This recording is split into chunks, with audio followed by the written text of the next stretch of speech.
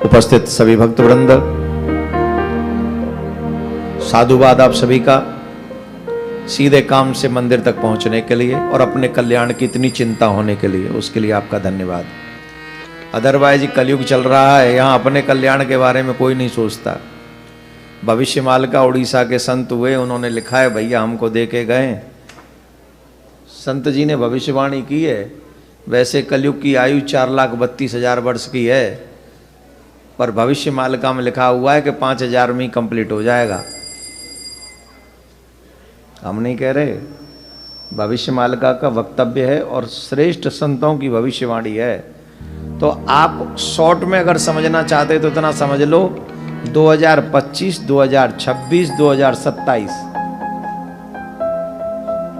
ये 3 साल पूरे विश्व की मानवता के लिए डेंजरस टू डेंजर है। और जो जो निशान बताए गए वो सब हो चुके हैं। थोड़ा बहुत मैं बता दूं, बताऊं? भविष्य मालिका में लिखा हुआ है, उनकी ध्वजा कभी गिरती नहीं है, उसमें अग्नि नहीं लगती है। और मंदिर, वो पहला मंदिर ऐसा है जगन्नाथ प्रभु का, जिस मंदिर पर कोई भी जो अपवित्र पक्षी हैं वो बैठते नहीं हैं।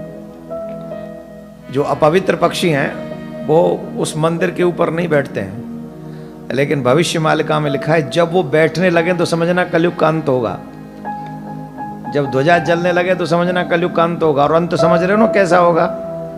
6-7 अरब है ना हम लोग, 30-35 करोड़ रह जाएंगे टोटल। जो सतयुगी माइंड वाले होंगे वही रहेंगे, जो खाने पीने वाले होंगे सब सियावर रामचंद्र के जमराज के धाम में। It's not my opinion, am I right? और पिछले 2005 से लेके ये सब घटनाएं घट रही हैं जगन्नाथपुरी के मंदिर में। You can see on internet, in Google. ध्वजा में आग लग चुकी, निशान बताए कि कलयुग का अंत कब होगा। बोले ध्वजा में आग लगेगी, जिन पक्षियों को नहीं बैठना चाहिए वहां वो आके बैठेंगे, और लगातार आके बैठ रहे हैं। और उन्होंने कहा है कि कलयुग का अंत तब समझना जब 19वां राजा राज्य कर रहा होगा। पढ़ा है ना मैंने, 19वां राजा राज्य कर रहा होगा।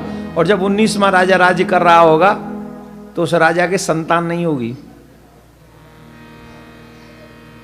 उस राजा के संतान नहीं होगी, और जब उस राजा के संतान नहीं होगी तो समझना कलयुग का अंत हो रहा है। और वर्तमान में जो राजा हैं उनके संतान नहीं है। No, don't laugh. और 19 में ही हैं, और 19 में भी हैं।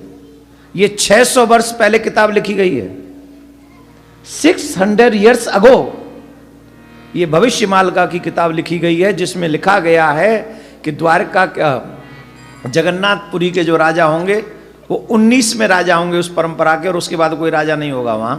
और जो 19 में राजा होंगे उनके संतान नहीं होगी, और जब उनकी संतान न हो तो समझ लेना कलयुग का अंत है। और अब उनकी आयु भी कम नहीं है,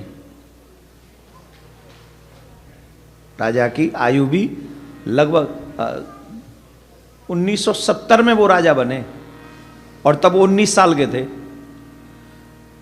1970 में बने थे, 19 साल के थे, तो मतलब 51 का उनका वर्थ है। तो आज कितने के हो गए? कितने दिन और? उन्हीं के रहते हुए कलयुग का अंत होगा। और उसमें यह भी हिंट दिया गया कि उस समय भारत का राजा कौन होगा, और संयोग से वही राजा है। बहुत सारी भविष्यवाणी उनकी सच हो चुकी हैं। 2 से 3 साल हम लोगों पे हैं, लेकिन उसमें यह भी कहा गया है, बचेंगे कौन? जो जगन्नाथ प्रभु के चरणों का आश्रय ले लेंगे, जो भगवान का आश्रय ले लेंगे, जो उल्टे सीधे कर्मों से बच जाएंगे, वो हमेशा के लिए सुरक्षित हो जाएंगे। नाउ यू से, कितने साल रहना चाहते हो? 2-3 साल?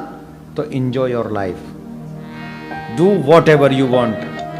और if you want to live long, then you do what I say, what your granthas say, take feet of Lord Krishna, भगवान के चरण पकड़ लो, उनका नाम गाओ, शिव की शरण हो जाओ, कल्याण हो जाएगा। अच्छा, इसमें मुझे भविष्य वक्ता मत समझना, फॉर योर काइंड इन्फॉर्मेशन में आप तो फिर भी इंटेलिजेंट है, मैं तो वो भी नहीं हूं, मैं तो आपसे 4 कदम पीछे हूं, आगे नहीं हूं। तो कहीं मत समझना, देवकी नंदन ने कहा था, भविष्य मालिका ने कहा था, रेफरेंस दे रहा हूं, पढ़ लो, और वो भगवान के 5 सखाओं में से एक है, और वो मिथ्या नहीं लिख सकते, तो समझ लीजिए, हाथ जोड़ लो, प्रार्थना कर लो, बचा लियो ठाकुर जी, जो यहाँ आए हैं, जो ठाकुर का नाम ले चुके हैं, गोविंद सनातनियों को तो बचा ही लेना, बाकी का जिनको देखना वो देख लेना, आई डोंट माइंड। हाँ, 57 और 89 को तुम देखना, हम पे तो एक भी कंट्री नहीं है सरकार, हम तो विदाउट कंट्री जी रहे। राधे राधे बोलना पड़ेगा। राधे